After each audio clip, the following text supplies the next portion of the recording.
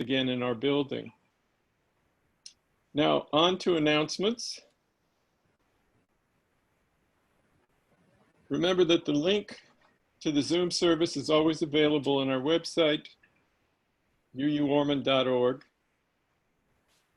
Another reminder that the fall rummage sale is postponed until further notice. And today we'll have a question and answer session with the Building and Grounds Committee immediately following this morning's service.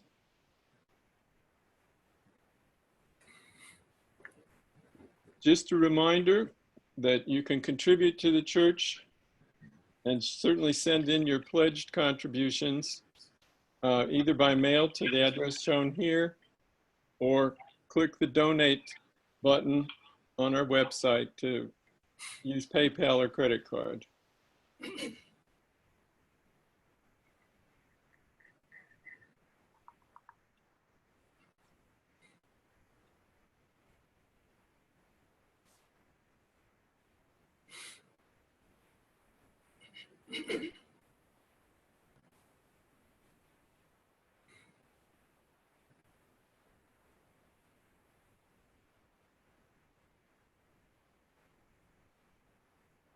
Yes.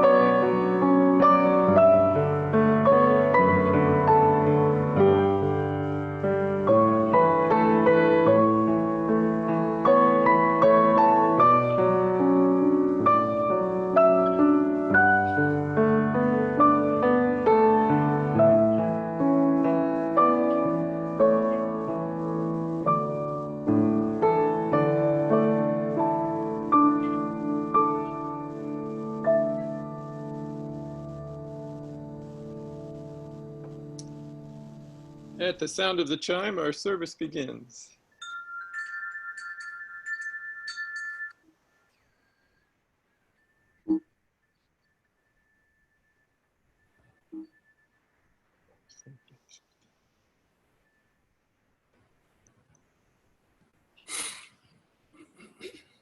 For our call to worship this morning, I'd like to share 3 short passages from Viktor Frankl. The first, when we are no longer able to change a situation, we are challenged to change ourselves.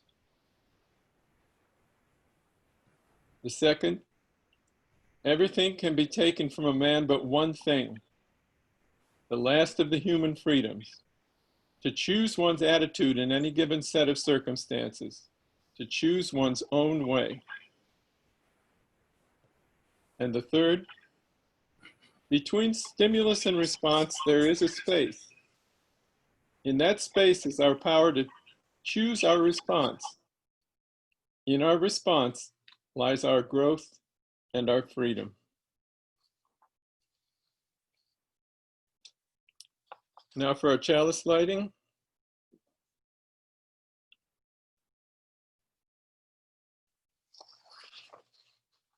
I invite you to light a chalice at home if you have one nearby. We light this chalice, a single flame which I hope kindles many hearts this morning. Let this flame unite us in virtual community and remind us of each other's presence as we worship from many singular rooms. Let this flame inspire us in faith and courage to face these difficult times. Let this flame be our guide in making sense of a chaotic world, and let its light show us the way to beloved community, both near and far. Thank you, Martha.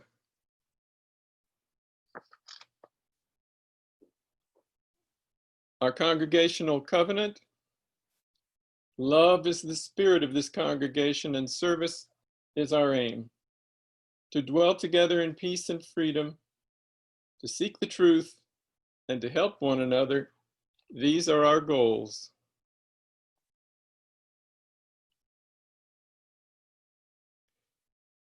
Now we'll enjoy a favorite hymn, Spirit of Life, as played by Janet Strumpus.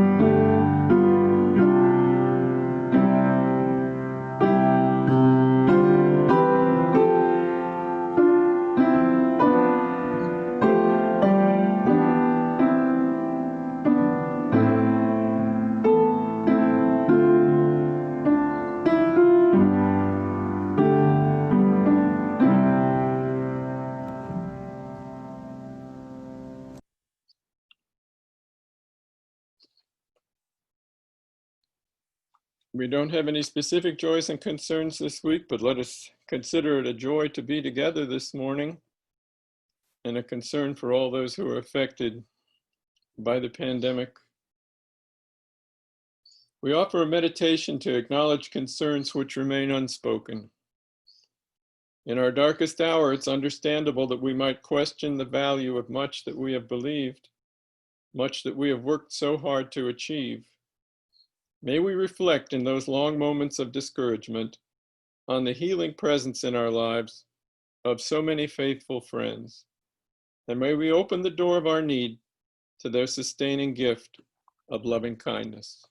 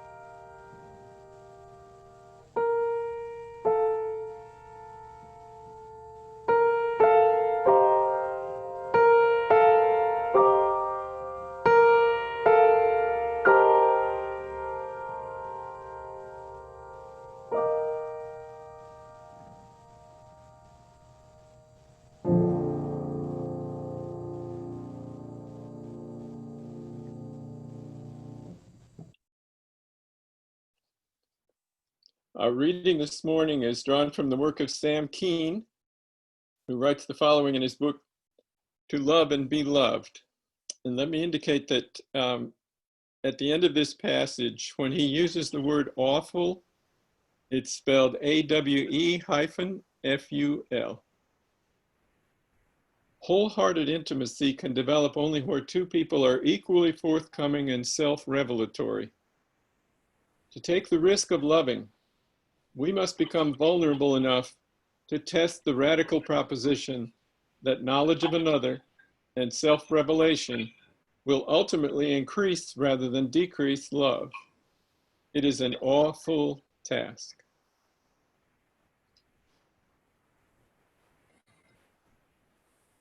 Our pulpit presentation this morning will be delivered by Barry Pendry.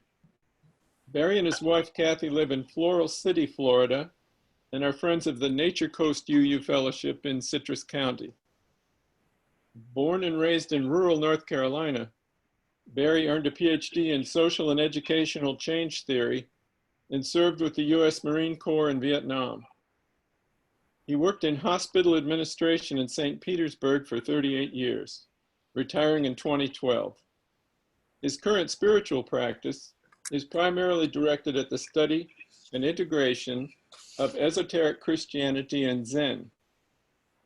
Barry is speaking this morning on the topic, The Mystical Brain, Neurotheology, and the Spiritual Experience.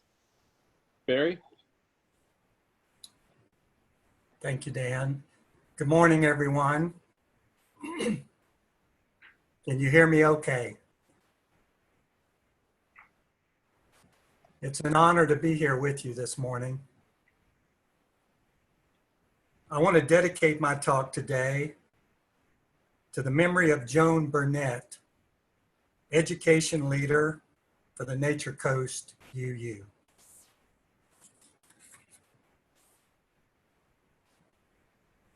Albert Einstein once said, "Science without religion is lame, and religion without science is blind." And Michael Pupin writes in the New Reformation that the work of leading people into their spiritual heritage is the work of religion and science. Unitarian Universalism is a living tradition, open to change through questioning, direct experience, and the reason of science. In the eulogy for the late physicist Stephen Hawking, the Reverend John Hall, Dean of Westminster Chapel in London, said, "We believe it to be vital that science and religion work together to seek to answer the great questions of the mystery of life and of the universe." Currently, there is an expanding interest worldwide by theologians and scientists regarding the science of religion, better known as neurotheology. Today, I'm going to be talking to you about neurotheology and the mystical mind. First, a story. It's a midsummer's eve at the small one-room Church of Christ in rural Double Creek, North Carolina. The only two areas of public interest near here are Mount Airy, home of Andy Griffith, and Pilot Mountain, a prominent landmark for Indians and settlers of earlier times. The evening is hot and humid, and the windows are open with a faint breeze being drawn by the open doors at the back of the sanctuary. The congregation is fanning in a quasi-rhythm with those old-timey paddle fans. Some of you remember the ones with the ads for local merchants on the back. The rousing music of the Virginia Bass Quartet has finished some time ago. I'm a young boy, of 8 or 9 years of age, sitting with my grandfather, looking at a painting of Jesus, staring up at the heavens out of the baptismal font in the front of the church, a halo around his head, and a dove lingering above while John the Baptist looks on. We are listening to the guest preacher who has been invited from outside the area to lead the annual summer revival. He has just finished the story from the book of Daniel, chapter 3, of Shadrach, Meshach, and Abednego and the fiery furnace. The tempo in his sermon is starting to pick up speed and intensity, and the story now interweaves with scenarios of hell, fire, and brimstone, and the all-powerful saving grace of the blood of Jesus. I feel a change in the energy in the room as people begin to move about us. One woman who was just sitting next to us is now lying in the middle of the floor, just outside our pew, shaking and evoking strange incantations. Others are assisting people who appear to be weak-kneed and lost in some trance-induced teary-eyed bliss. What on earth was happening? I would later hear from my grandfather that some of the congregants were overtaken by the Holy Spirit and that the sounds emitted were those outside our realm of understanding. The Lord God had spoken through these folks in the power of tongues, or glossolalia. Truth or fiction as to what I have been told, I did not forget this experience. Fast forward some 60 years, and Jerry Stolzfus, pastor of the Freedom Valley Worship Center in Gettysburg, Pennsylvania, is lying on an exam table at the University of Pennsylvania Medical Center, being prepared for a nuclear medicine procedure. A gamma-emitting radioisotope is racing into his bloodstream. He is being prepared for brain imaging, not for the diagnosis of a neurological disease, but rather for monitoring during a session of speaking in tongues. The physician in charge of the session is Dr. Andrew Newberg, one of the world's leading experts in the study of spirituality and the brain. He has spent almost 3 decades conducting neurotheology research. I'll share the results of his neuroimaging session with Pastor Stolzfus later in the talk. The term neurotheology was coined by Aldous Huxley in his prophetic book, Island, in 1962. The first usage of the term in a scientific context is attributed to James Ashbrook in his 1984 article titled Neurotheology, the Working Brain and Work of Theology.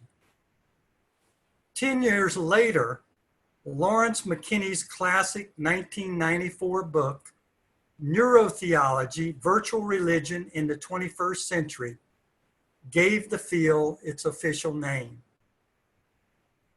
Early on, the work of neurotheology was to attempt to identify whether or not a specific God spot exists within our brain. Now, as opposed to a specific God spot, advanced neuroimaging has revealed multiple areas of brain activation and deactivation during mystical spiritual experiences. Dr. Newberg and others suggest that a mystical mind is intrinsic to every human being and accessible to all of us given the right set of circumstances. A current definition for neurotheology that I prefer comes from the Iranian Journal of Neurology. The definition states, neurotheology is the field of study that seeks to understand the relationship between brain science and religion and strives to explain the neurological ground for spiritual mystical experiences, such as the perception that time or self-consciousness have dissolved, and there is a feeling of oneness with the universe. In their writings, William James and Frederick Hoppold describe key characteristics of a mystical experience. First, the experience can defy our adequate description and expression. The experience may provide us with insights and illuminations about our life or spiritual journey. A mystical experience is typically brief and cannot be sustained for long. We can facilitate the mystical experience by voluntary practices and behaviors. However, when mystical consciousness sets in, it is not unusual to feel that our own will is in abeyance and we are held by a superior power or intelligence.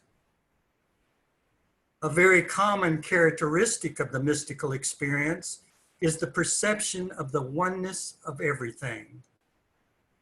Happold states, to the mystic is given that unifying vision of the one in the all and the all in the one. James and Happold tell us that the mystical experience is not understandable unless we are prepared to accept that there may be an entirely different dimension from that of clock time, or indeed of any sort of time. As the mystic feels herself or himself to be in a dimension where time is not, where all is always now. Present studies of the mystical experience are facilitated by new technologies with breakthrough advances in neuroscience. Dr. David Linden, professor of neuroscience at Johns Hopkins, states, neuroscience is fundamental to understand our human experience and the biological substrate of our humanity, the brain. Our brain, a 3-pound mass of soft tissue encased in the human skull, is considered the most complex organ of the human body. Bill Ambrose, president of Ambrose Enterprises, who developed a series of videos on the brain, goes so far as to call the brain the most complex organism in the universe. Neuroscientists contend that our brain contains approximately 100 billion cells, or neurons, with over 100 trillion connections between them. A miraculous design in the physical spacing between the neurons typically prevents the hard wiring of the neurons, which leads to neuroplasticity and our ability to learn and change our minds and our behaviors over a lifetime. Today, on PubMed, a database of biomedical literature, there are over 150 papers that have looked at the effects of various spiritual practices on the human brain and body. Positive effects include improvements in depression and anxiety, decrease in blood pressure, enhanced immune system functioning, and reduced overall mortality associated with people who have regular spiritual practices. Dr. David Spiegel, medical director of integrative medicine at Stanford University, says that spiritual practices like meditation and prayer, involves part of the brain that are significant for self-reflection and self-soothing. His research shows that prayer and meditation can lower our reactivity to traumatic and negative events and be very useful in situations where we're barely able to cope. During times of stress, our central nervous system becomes hyperactivated and can prevent us from thinking clearly, and over time can lead to various physical, psychological, and behavioral problems. According to Dr. Spiegel and others, when we engage in spiritual practices such as meditation and prayer, we trigger a cocktail of brain chemicals and hormones that lead to a more healthy relaxation response during life's stressors. It is clearly documented that spiritual related practices can alleviate physical and emotional pain and suffering and provide benefit in our everyday stressful lives. So beyond some of the empirical health benefits of spiritual related activities, why should we be interested in neurotheology? Well, as Unitarian Universalists, we are seekers by nature, and our minds are open to the possibility that we can find truth in the many messages that come our way.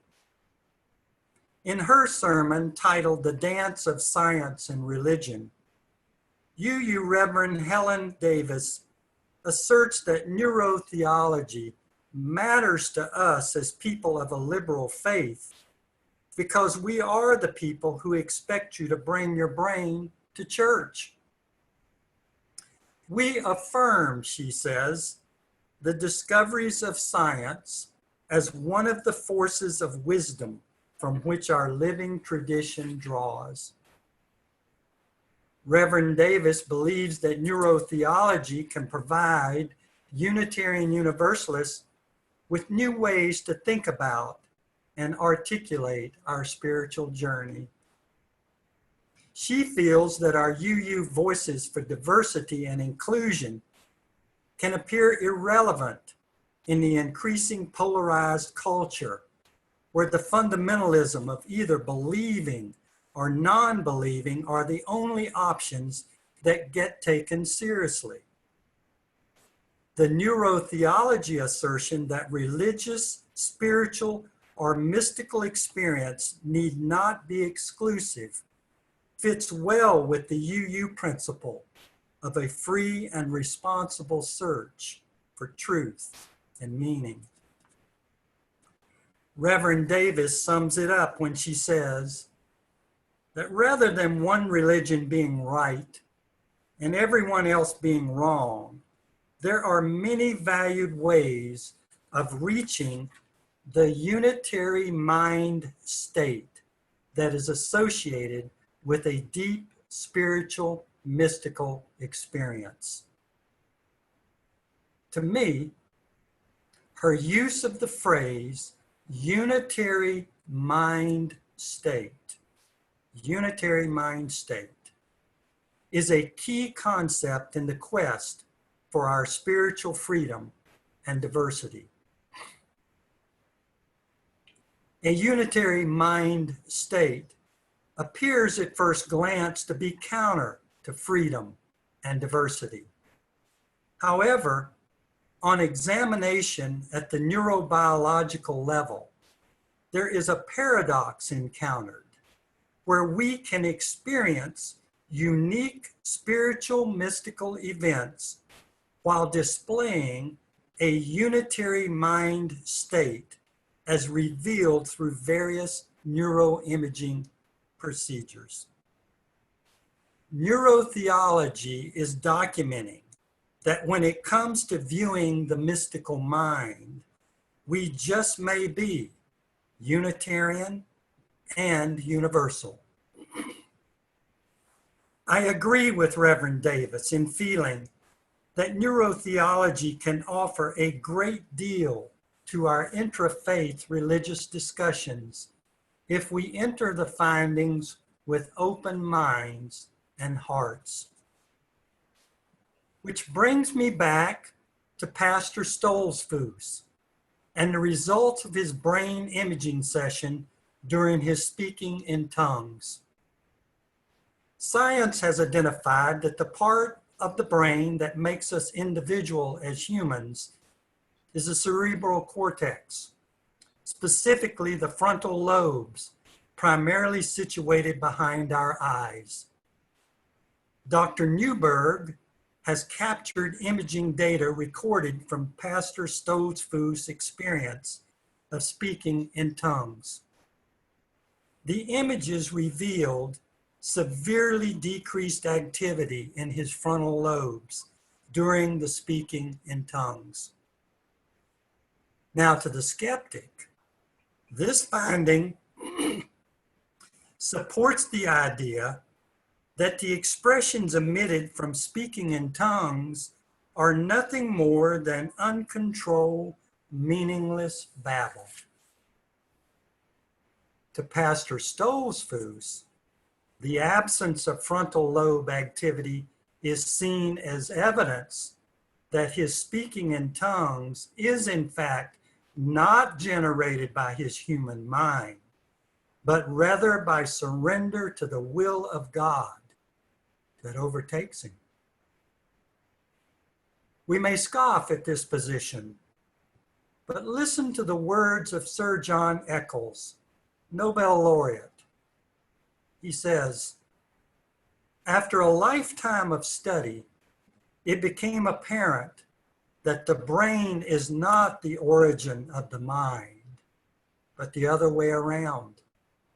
The mind controls the brain, which acts as a receiving station like a radio, with thoughts being similar to radio waves and the brain being similar to the receiver.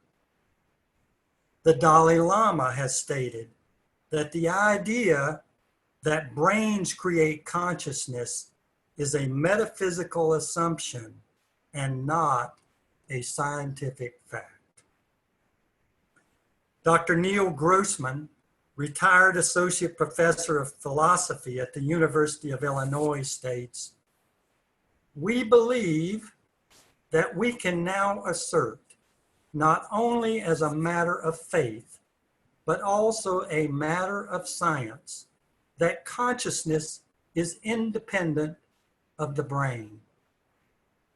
The question remains, is this independent consciousness God?" The Reverend Cooper reminds us that one of the primary tenets of Unitarian Universalist faith is our belief that revelation is not sealed, that new truth is constantly breaking forth into our lives and into our world.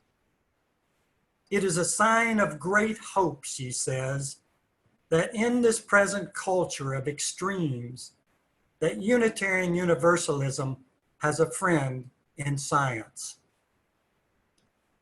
Recall the words of Michael Pupin, that the work of leading people into their spiritual heritage is the work of religion and science.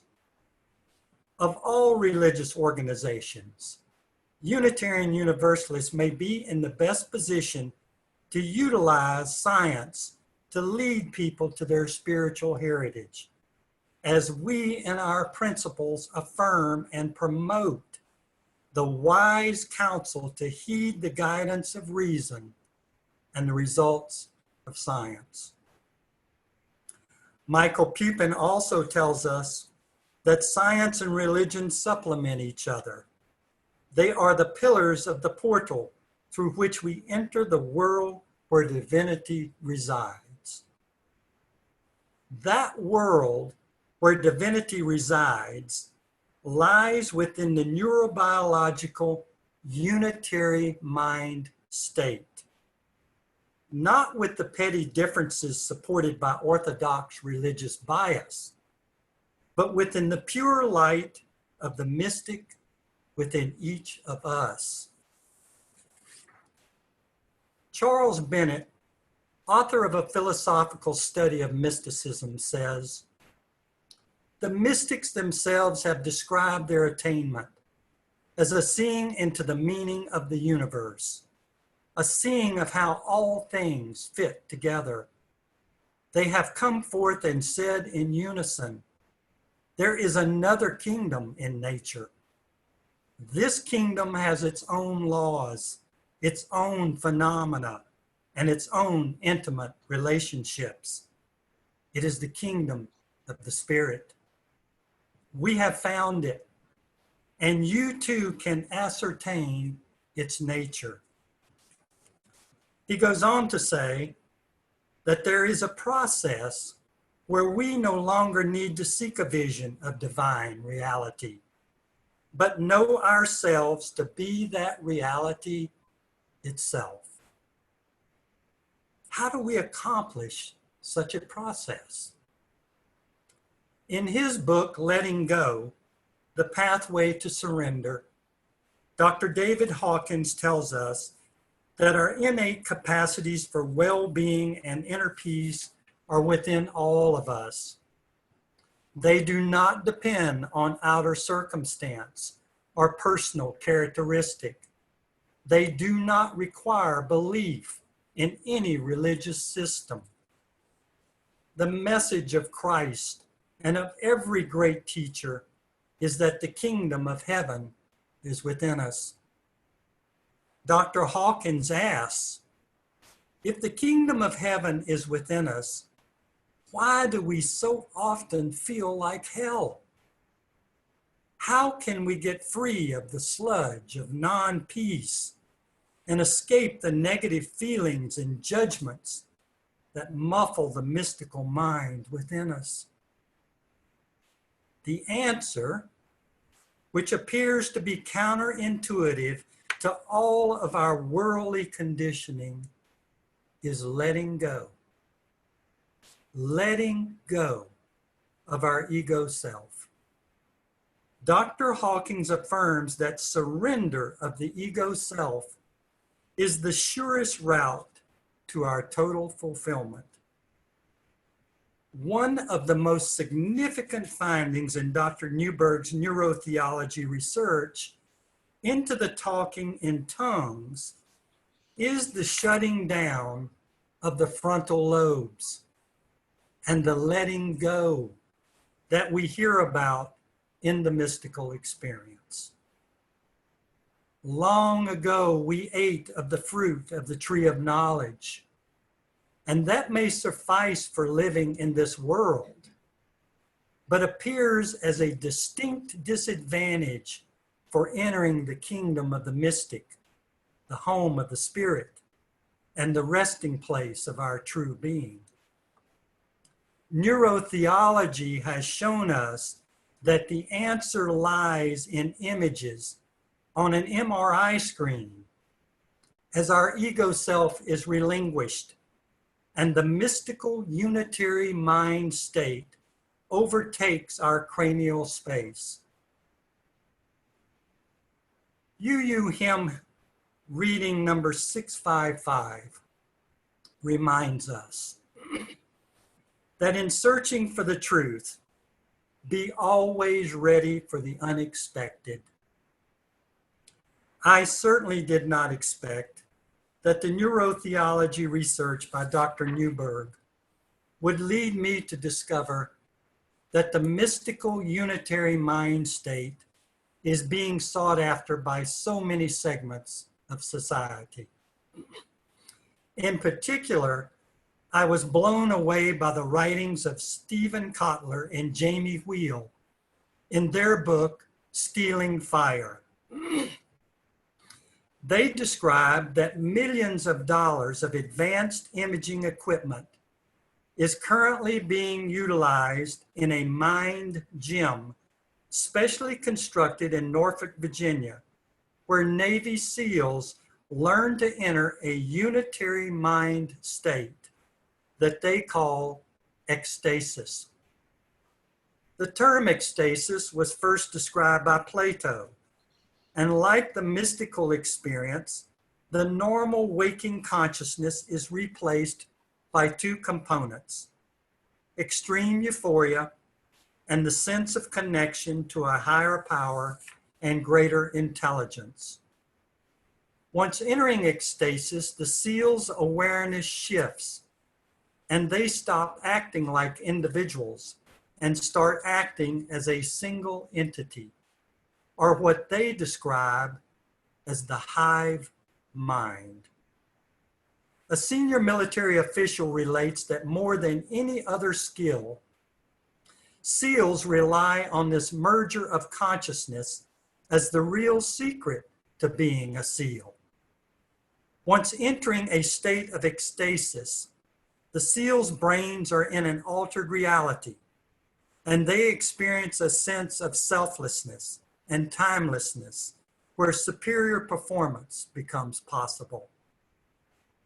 And if this wasn't enough, their EEG readings show that, like Pastor Stolzfus, the prefrontal cortex of their brains, the seat of the individual self, shuts down. Their brain chemistry changes, and they merge into the unitary mind state described by mystics down the ages. Additionally, Kotler and Wheel discovered in their research that well beyond the SEALs, the quest for the mystical unitary mind state has expanded into professional athletics, Fortune 500 companies, financial organizations, tech firms like Google, healthcare providers, and universities around the world. The idea that a mystical unitary mind state can improve life experience and performance has now gone mainstream. With neurotheology leading the way, we now have access to the precise adjustments to our body and brain that let us create mystical states ourselves at will. To use the words of Dr. Newberg, technology is providing us with a Cliff Notes version of how to encounter the divine.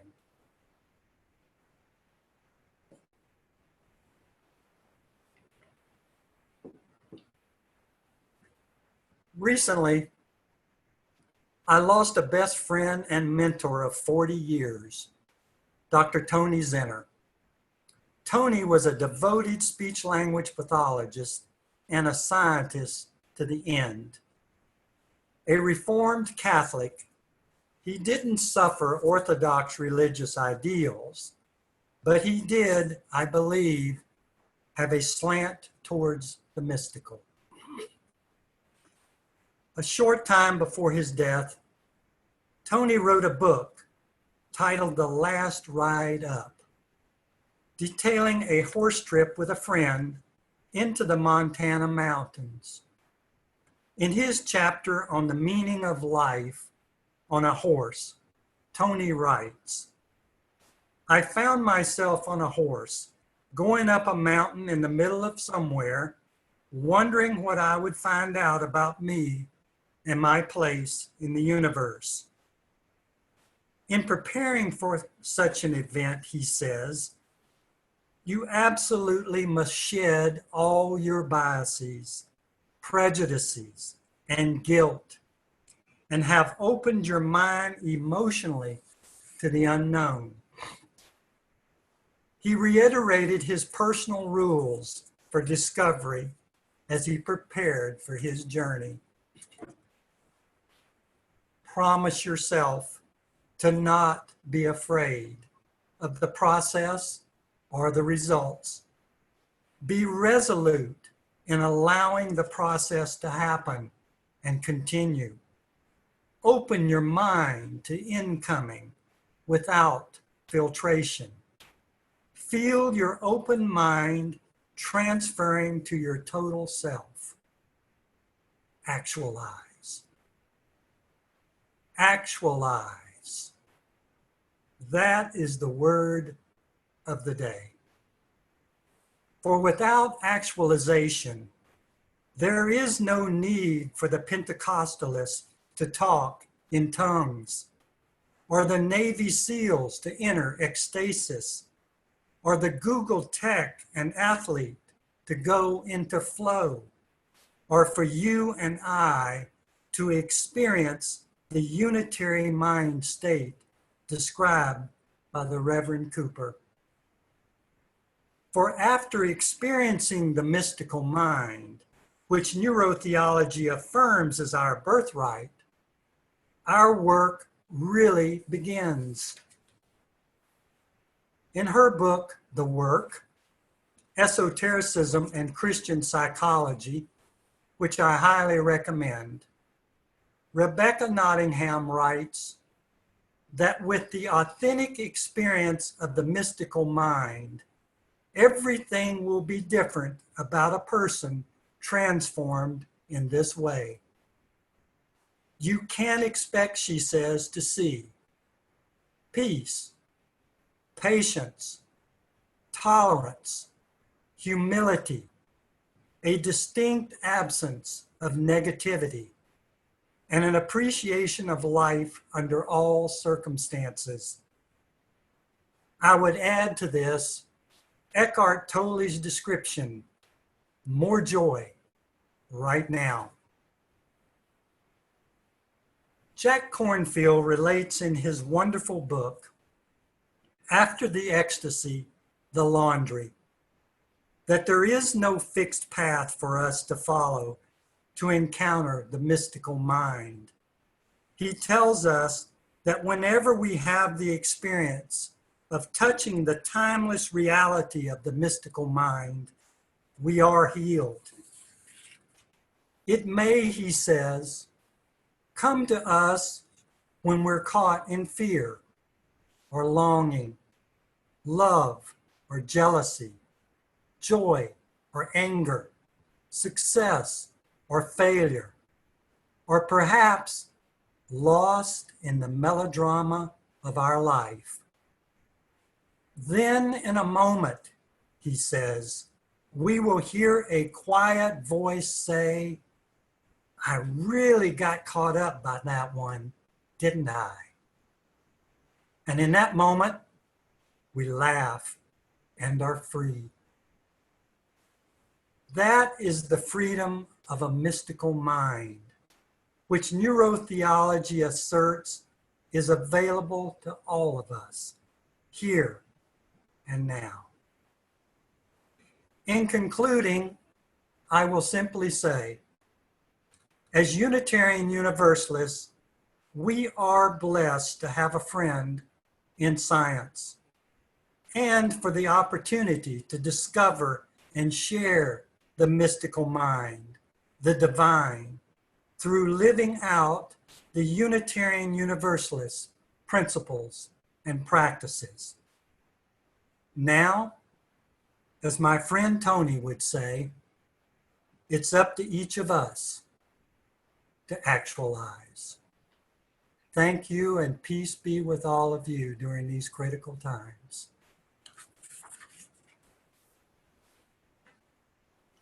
Thank you so much, Barry. I'm going to extinguish our chalice now.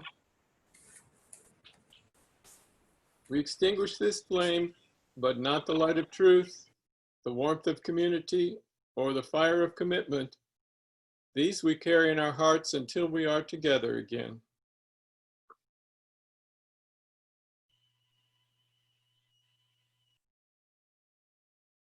Before I give the benediction, I'd like to thank all of you who were of great assistance to me during this month as we worked our way through our Zoom sessions. I think, accurately say that if you had plucked me down into the pilot seat of a 747, I'd have had an easier time, actually, working my way through taking off, delivering you to where we needed to go, and landing. But I had all of your help and it's been a good ride. Thank you. I'd like to share some thoughts from Ram Dass. I hope you're familiar with Ram Dass. These four are not part of any particular paragraph or anything, just separate thoughts that he shares with us, some of which echo Barry's thoughts, I think. The quieter you become, the more you can hear. And number two, it is important to expect nothing, to take every experience, including the negative ones, as merely steps on the path, and to proceed. Number three, we are all just walking each other home. And finally, treat everyone you meet as if they are God in drag.